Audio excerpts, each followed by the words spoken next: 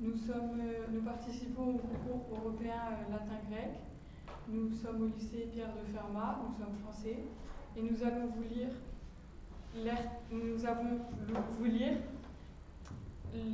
l'extrait du second chœur des vers 301 au vers 379.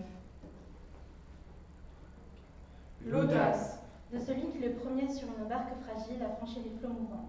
L'audace de celui qui le premier vit sa terre derrière lui et confia sa vie au vent insaisissable. L'audace de celui qui le premier traça sur la mer un sillon hésitant, il crut pouvoir se fier à une mince coque de bois. Fragile frontière entre les routes de la vie et celles de la mort, trop d'audace, personne alors ne connaissait les étoiles, on ignorait encore la science des constellations, dessinées sous la voûte céleste, les navires ne savaient éviter ni les pluies ni les taureaux, ni la saison de la chèvre ou le bouvier.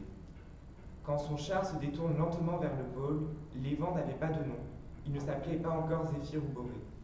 Typhus fut l'audacieux, Tiphys fut le premier à déployer ses voiles sur la vaste mer, il maîtrisa les vents. Tantôt, par vent arrière, il naviguait grand largue, tantôt, il louvoyait dans les brises en avançant le point d'écoute, tantôt, il laissait prudemment la flèche à mi-hauteur, tantôt, il la hissait en tête de mât, comme le marin qui prend des risques pour ne rien perdre du vent. Et là-haut, dans les huniers, claquent les rouges perroquets. Nos ancêtres ont connu le temps de l'innocence, ils étaient sans malice. Chacun restait paisiblement chez soi, vieillissant sur le champ de ses aïeux. Un rien les rendait riches. On ne connaissait d'autre bien que ce produit par la terre natale. En ce temps-là, le monde était multiple. Ailleurs était vraiment ailleurs. Mais le vaisseau télassien a rompu l'ordre établi et réduit le monde à n'être plus qu'un. Il a frappé la mer qui dut souffrir ses coups de rame. À nous, il a pris l'océan, la crainte et les mystérieux horizons. Ce bateau était criminel. Le châtiment fut terrible. Il courut longtemps de danger en danger, quand les portes de la mer, les deux montagnes, qui de part et d'autre surplombent les flots, s'ébranlèrent dans un fracas de tonnerre et se fermèrent soudain.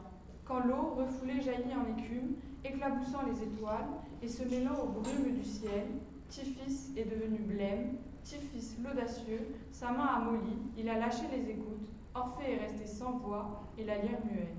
Argo elle-même ne disait rien. Quand Scylla, la jeune Cilicienne qui autour du ventre a une ceinture de chien enragé, quand elle les fit hurler de son sang, quel est le marin d'Argo qui n'a pas tremblé? Quand les monstres de l'Italie, les sombres sirènes, bercèrent la mer de leur chant, Orphée, le Thrace, prit sa cithare et joua. À son tour, il les enchaînait à sa voix et les enchaînait dans le sillage du navire. Et pourquoi ce voyage? Et pourquoi ce périple? Pour une toison d'or et une femme plus dangereuse que la mer. Médée. Elle était le prix de la course, le prix à payer par le premier navire, le juste prix.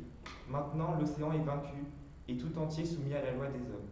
Pour construire Argo, nul besoin désormais des mains habiles d'Athéna.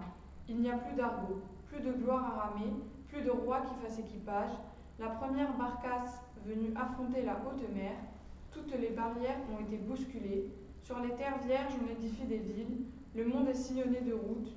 Tout bouge. Rien n'est resté à l'ordre de jadis. Les Indiens boivent de l'eau glacée du don des Perses. Les Perses se baignent dans l'Elbe et le Rhin. Bientôt viendra le siècle où sautera la dernière barrière.